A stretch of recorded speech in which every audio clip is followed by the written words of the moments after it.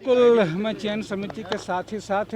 बगोदर विधानसभा की जनता को धन्यवाद देता हूं कि एक ऐसे दौर में मैं मानता हूं सदन के अंदर भी और सदन के बाहर भी ढेर सारे लोग आंदोलन संघर्ष कर रहे हैं, हमसे ज़्यादा वो संघर्षों में हैं, वो शायद और ज़्यादा बेहतर आवाज़ के, लेकिन सवाल है कि यहाँ एक विधानसभा सदस्य के रूप में और एक ऐसे दौर में जो लोकतंत्र की पहली प्रक्रिया ही है चयन प्रतिनिधियों का, वह इतना असमान होता जा रहा हो, वह एक असमान प्रतियोगिता में तब्दील होता जा रहा हो, वो एक लोकतांत्रिक प्रक्रिया के बजाय एक आर्थिक प्रक्रिया में तब्दील होता जा रहा हो, तो वहाँ बगोदर विधानसभा के जनता, साथी, मित्र, शुभचिंतक इसके धन्यवाद के पात्र हैं। जो भी दृढ़ता या जो भी सवालों के रूप में हमारे बीच में मौजूद हैं, तो उनका साथ खड़ा होना और उनके द्वारा हमारा चयन होना, वही धन्यवाद है। राज्यपाल कितना मायने रखता है सर ये पुरस्कार आपके लिए? आपके लिए कितना मायने रखता है ये पुरस्कार? जाहिर सी बात है, हमारे लिए सबसे ज़्यादा मायने जो रखता है, बिल्कुल ये सब पुरस्कार और सब चीज़ें हैं, ये सारी चीज़ें तो थोड़ी असहज कर देने वाली हैं, लेकिन जो पीपुल्स हैं, न्याय के लिए जो आवाज़ उठा रहे हैं, अधिकारों के लिए जो आवाज़ उठा रहे हैं, जो मानवाधिकार के सवाल है, उनके चेहरे में जो चमक है, उनके सवालों से, उनकी बातों से रखने, उनका मान और सम्मान ही हमारे लिए सबसे बड़ी। सर, बगोदर में अपने संबोधन में कहा कि आज का जो दिन है आत्मलोकन का दिन है, चिंता करने का विषय। उन्होंने, अगर ध्यान से आपने सुना होगा तो कई बातों का उन्होंने जिक्र किया, क्या कहेंगे सवाल? नहीं, बिल्कुल, मैंने बिल्कुल जाहिर से है, विधानसभा का स्थापना दिवस है, तो मैंने कहा कि अभी भी आज़ादी के 75 साल पूरे हो चुके हैं,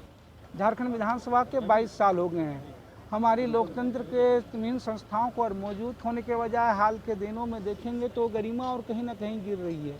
जो प्राथमिक स्तर है, अगर आप सच देखिएगा तो हमारे अंचल, हमारे थाने में, कोई एक जगह की बात नहीं कर रहा हूँ मैं, पूरे देश के, पूरे राज्य के संदर्भ में, वो हल दिशा की बात तो छोड़े, गंभीरता से सुनने का भी एक मंच नहीं बन रहे हैं। लोग सिर्फ इस उत्कंठा से, लोग सिर्फ इस बेचैनी से होते हैं कि राज्य की सबसे बड़ी सदन हो तो वहाँ उनकी जो बात है वो कम से कम रखी जाए। तो जहाँ लोगों की अपेक्षा का यह स्तर हो, तो इसकी सार्थकता यही है कि उन सदन में कम से कम जो बात रखी जा रही होती है और जिसे सरकार स्वीकार भी कर ले होती है, तो वह कम से कम क्रियान्वयन की गति बढ़े, वह क्रियान्वित हो। और जो सबसे बड़ी बात है, नीति, नियम और कानून। अगर आप देखेंगे विधायक हों और सदन हो, काम हो, लेकिन वो नीति नियम जो है सबसे ज़्यादा अपारदर्शी होता है, वो सबसे ज़्यादा उसको व्यापक पारदर्शी होना जाता है चाहिए। अभी हमने किसान आंदोलन के रूप में देखा, यहाँ भी हम लोग विभिन्न रूपों में देखते हैं कि विभिन्न नियमों में परेशानियों या ये कि एक दूसरे के विरोधी होने से तमाम नियुक्तियाँ, तमाम चीज़ें, संशोधन होते रहते हैं। तो ये नियम बनाने की प्रक्रिया जिस जनता के लिए वो और पारदर्शी हो, और भी ज़्यादा उसमें लोगों को शामिल किया जाए, आम लोगों को भी उसमें अपनी लिखित, अपनी तमाम चीज़ों को करने में, ताकि वो ज़्यादा बेहतर हो, ज़्यादा दृढ़ हो। सर बगोदर विधानसभा में सर एक सेकंड, बगोदर विधानसभा क्षेत्र का एक ऐसा इशू सर, जैसे आप वहाँ आज बगोदर विधानसभा के लोग आज गौरवान्वित फील करेंगे ये सम्मान, उत्कृष्ट विधायक का सम्मान पा करके, लेकिन सर वहाँ एक इशू है रेलवे फाटक को लेकर के, काफ़ी असुविधा लोगों को था। तो मैंने राज्य विधानसभा से जब मैं बात था, राज्य सरकार ने इसके लिए सहमति दी थी, आधी राशि देने के लिए भी ये किया हुआ था, लेकिन ये पूरा मसला है केंद्र के द्वारा, आप जान रहे हैं, रेलवे को लेकर के। और सिर्फ वही नहीं, रेलवे ओवर ब्रिज का भी मसला नहीं है, उसको लेकर के खास करके भाई जो स्ट्रक्चर बने हुए हैं, लोग 40 साल 50 साल, उसमें भाई आप इतने बड़े बड़े करोड़ रुपये खर्च कर रहे हो, जहाँ मामले अटके हुए हैं भाई, तो उसका भुगतान क्यों नहीं आप दे सकते हैं, जो 50 साल 60 साल लोगों से में है। और चूँकि ये पूरी प्रक्रिया भारत सरकार के द्वारा है, रेलवे की वजह से है, राज्य सरकार से जो हमने सवाल किया था, राज्य सरकार ने पूरी उस पर सहमति भी दी है, रहती ज़मीन का पेमेंट होना है। और सिर्फ वही नहीं, अभी बल्कि अगर आप कहें तो पूरे रेलवे लाइन के किनारे,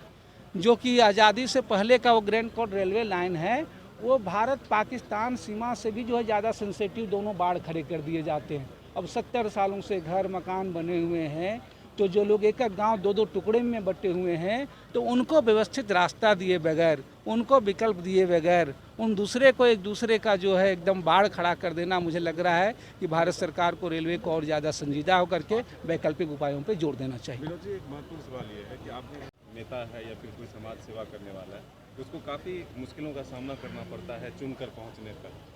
मुझे कहना स्पष्ट है कि देखिए, आप 90 के दशक के बाद में हमारे चुनाव और चुनावी प्रक्रिया और पारदर्शी और सरल और बेहतर बनाया जाना चाहिए कि एक आम आदमी भी इसमें जो भी चीज़ों में जो ज़रूरत है अभी देश में, एक आम आदमी भी जो है वो न सिर्फ चुनाव लड़ सके, बल्कि वो एक समान प्रतियोगिता में खुद को खड़ा पाए, न कि असमान प्रतियोगिता में।